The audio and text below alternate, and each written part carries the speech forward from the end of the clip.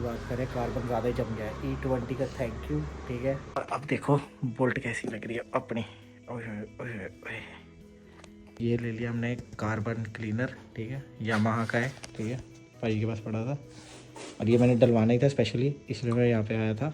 और स्कैनर, तो स्कैनर लगा के फिर हम चलते हैं, क्योंकि ऑलमोस्ट हमारा काम हो चुका है बुलेट का। तो हाँ जी सारे, कैसे हो? तो आज का व्लॉग स्टार्ट होता है चिंटू भाई की दुकान से। चिंटू भाई ने एक गन ली थी न्यू, तो इससे बोल्ट बहुत जल्दी खुल जाते हैं। तो हाँ जी सारे, कैसे हो? यहाँ से ब्लॉग फिर से स्टार्ट होता है। अभी भाई यहाँ से कर रहे हैं, इसको खोल रहे हैं। तो भाई कहते हैं अगर यामाहा होती तो मैं बहुत जल्दी इसका हेड खोल देता, बट ये मेरे लिए शायद पहली बार है, तो मैं इस पे थोड़ा सा, तो इसमें टाइम भी लग सकता है और मेरे को बहुत ध्यान से करना पड़ेगा। और बुलेट के नट बहुत ज़्यादा टाइट होते हैं, तो उसको भी मेरे को जोर लगा के खोलना पड़ेगा। तो अभी हम कौन सेट चेक करते हैं, भाजी और मैं। आज भाई की दुकान पूरी खाली है। ठीक है, आज कोई चक्कर नहीं है।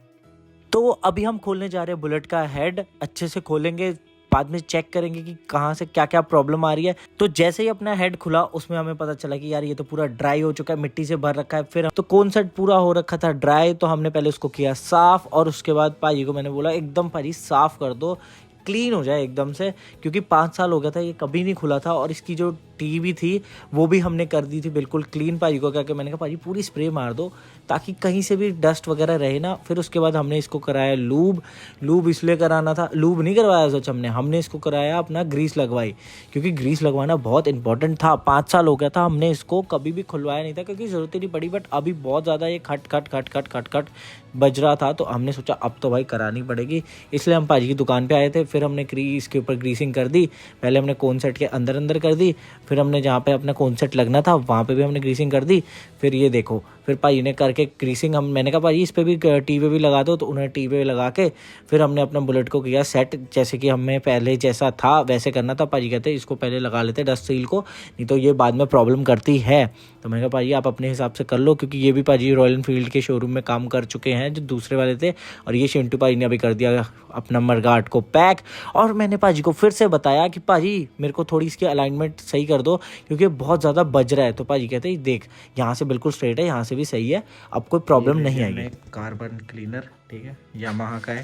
ठीक है, भाई के पास पड़ा था और ये मैंने डलवाना ही था स्पेशली, इसलिए मैं यहाँ पे आया था। और इसको अभी नहीं डालेंगे क्योंकि 11 बज गए हैं, किसी को डिस्टर्ब नहीं करते। हमारे में थोड़े क्या है वो सिविक सेंस है। ठीक है, सिविक सेंस। हम मतलब सोसाइटी को तंग नहीं करते हैं, है ना भाजी? हम बिल्कुल नहीं तंग करते थे, इसलिए अभी इसको ले अभी बैग में डाल देते हैं। और अभी भाई ने यहाँ से चेन सेट भी, चेन के पास में एक कवर होता है वो भी सेट करेंगे। और बाकी भाई ने ये जो हमारी चल नहीं रही थी लाइटें, इसके भी हमने स्विच करवा दिए हैं। और अब देखो बोल्ट कैसी लग रही है अपनी। ओए ओए ओए। और बाकी हमारा कोन सेट जो हो रखा था बहुत ज़्यादा ड्राई हो रखा था, ग्रीस वगैरह हमने उसके ऊपर कर दिया। तो एक बार चला के भी देखेंगे कि क्या फ़र्क आया क्या नहीं। अभी हम यहाँ पे इसलिए कर रहे हैं क्योंकि बहुत ज़्यादा बुलेट से आवाज़ आ रही है सामने से, कट कट कट कट की। तो ट्राई करके देख रहे हैं कुछ होता है कि नहीं होता। तो अभी हम यहाँ पे स्प्रे मार रहे हैं क्योंकि थोड़ी बहुत हम पे जोल हो गई थी जो भाई से। भाई नंबर प्लेट देना बस करके ना, तो माड़ा जो नेम प्लेट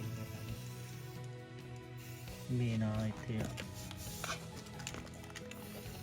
रात के 11:30 हो रखे हैं, मोहल्ला पूरा शांत है। अभी हमने कोड भी करना है, यहाँ पे कोड लगाना है, ये 100 पे जाके हिलता है। ठीक है,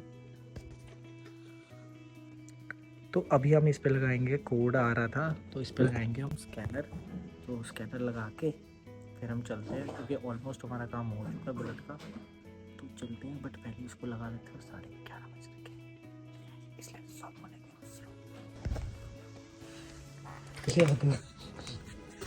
चेहरे पर ही लगता है। क्यों भाजी? पता नहीं किस्मत माड़ी है बेचारा। वो कहता मेरा तो अपडेट भी आता रहता हर 15 से कुछ ना कुछ, कहता करा दो ਵੀਰੇ। ਉਹ ਤਾਂ ਭਾਜੀ ਸਪੈਸ਼ਲ ਸਕੈਨਰ ਆਂਦਾ।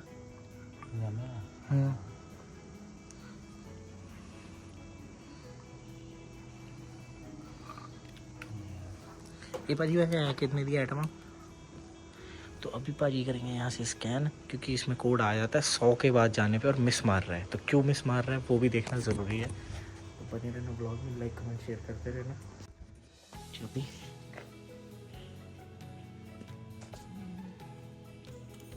ਭਾਜੀ ਪਰ ਆਹ ਦੇਖੋ ਯਾਰ, ਆਹ ਬੰਦ ਹੋਣ ਡਿਆ ਫਿਰ ਬਾਅਦ 'ਚ ਚੱਲਦਾ, ਇਹਦੇ ਬਲਬ ਨੂੰ ਵੀ ਹੋਣ ਡਿਆ ਅੱਗੇ ਆਟੋਮੈਟਿਕਲੀ ਚੱਲ ਪੈਂਦਾ ਹੀ ਹੁਣ।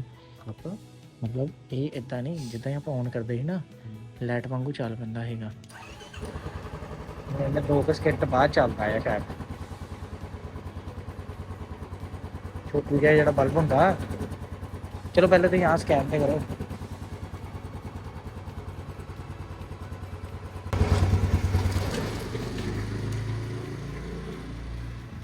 H2 to control circuit sensor, system to lean bank on cylinder injector, इतनी सारी circuit low, evacuated emissions, इतनी सारी वार्निंग यहाँ रखी मेरे बाइक की तरफ से।